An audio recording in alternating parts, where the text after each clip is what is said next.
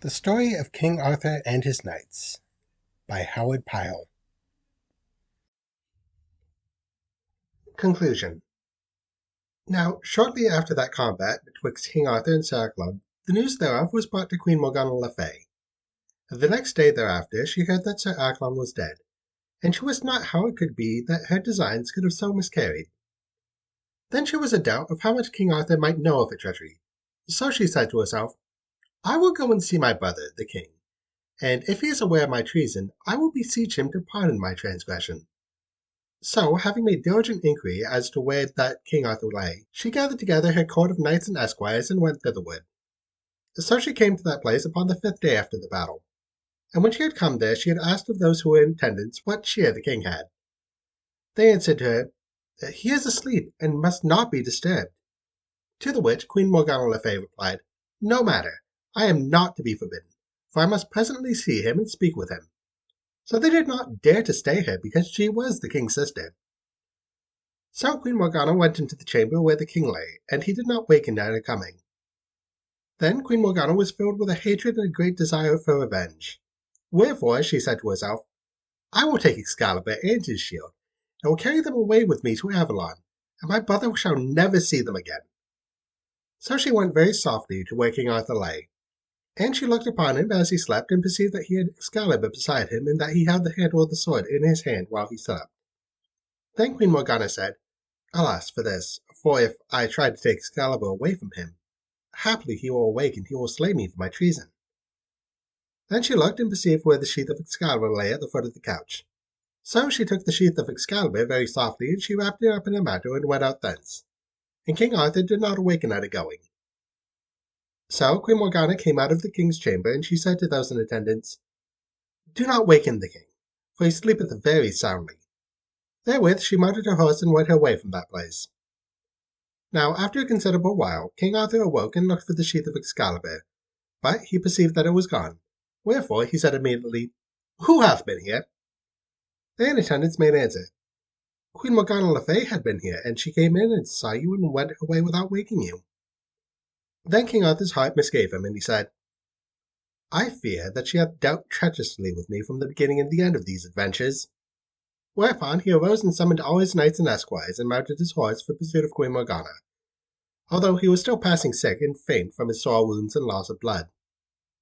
Now as the king was about ready to depart, Vivien came to him where he was, and she said, Lord, take me with thee, for if thou dost not do so, thou wilt never recover Excalibur his sheath, nor wilt thou ever overtake Queen Morgana le Fay. And King Arthur said, Come with me, damsel, in God's name. So Vivien went with him in pursuit of Queen Morgana. Now by and by as she fled, Queen Morgana le Fay looked behind her, and therewith she perceived that Vivien was with the party of King Arthur. Wherefore her heart failed her, and she said, I fear that I am now altogether ruined, for I have aided that damsel to acquire such knowledge of magic that I have no spells to save myself from a counterspell. But at any rate, it shall be that King Arthur shall never have the sheath of Excalibur again for to help him in his hour of need. Now at that time they were passing beside a margin of a lake of considerable size. So Queen Morgana le Fay took the sheath of Excalibur in both her hands and swung it by its spout above her head, and she threw it a great distance out into the water. Then lo, a very singular miracle occurred, for there suddenly appeared a woman's arm out of the water, and it was clad in white, and it was adorned with many bracelets, and the hand of the arm catched the sheath of Excalibur, and drew it underneath the water, and no one ever beheld that sheath again. So the sheath of Excalibur was lost, and that was a grievous thing for King Arthur in aftertime, as you may sometime read. Now after Queen Morgana le Fay had thus thrown the sheath of Excalibur into the lake, she went on a little further to where there was a very lonely place with a great many rocks and stones lying upon the ground. And when she had come to that place, she exercised very potent spells in the magic that Merlin had taught her. So, by means of those spells, she transformed herself and all of her court and all of their horses into large round stones of divers sizes. Then a little while came King Arthur to that place with his knights and esquires, and he was exceedingly heavy of heart, for he had beheld from a great distance how Queen Morgana le Fay had thrown the sheath of Excalibur into that lake.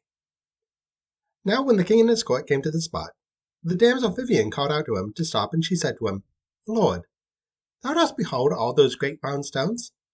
Yea, said the king, I do see them. Then Vivien said, Lo, Those stones are Queen Morgana Le Fay and the court who are with her, for this magic that she hath done to change herself and them into stones was a certain thing that Merlin had taught her. Now, I myself know that magic, and I also know how to remove that magic at my will. Wherefore, if thou wilt promise to immediately punish that wicked woman for all her treason by depriving her of her life, then I will bring her back into her true shape again so that thou mayst have her in thy power. Then King Arthur looked upon Vivien with great displeasure, and he said, Damsel, thou hast a cruel heart, for thou thyself hast suffered no injury at the hands of Queen Morgana. Wherefore, then, wouldst thou have me slay her? Now, but for all thou hast done for me, I would have been very much affronted with thee. As for her, I forgive her in all this, and I shall forgive her again and yet again if she sin against me. For her mother was my mother, and the blood which flows in her veins and in my veins cometh from the same fountainhead. Wherefore, I will do no evil thing against her. Let us return whence we came. Then Vivien looked upon King Arthur very bitterly, and she laughed with great scorn, and said, Thou art both a fool and a dotard. And therewith she vanished from sight of all. And after that, because King Arthur had rebuked her for her wickedness in the presence of others, she hated him even more than Morgana Le Fay had hated him. Some time after that, King Arthur heard how Merlin had been beguiled by Vivien, and he sorrowed with great bitterness that Merlin was lost unto the world in that wise. So endeth the story of the passing of Merlin.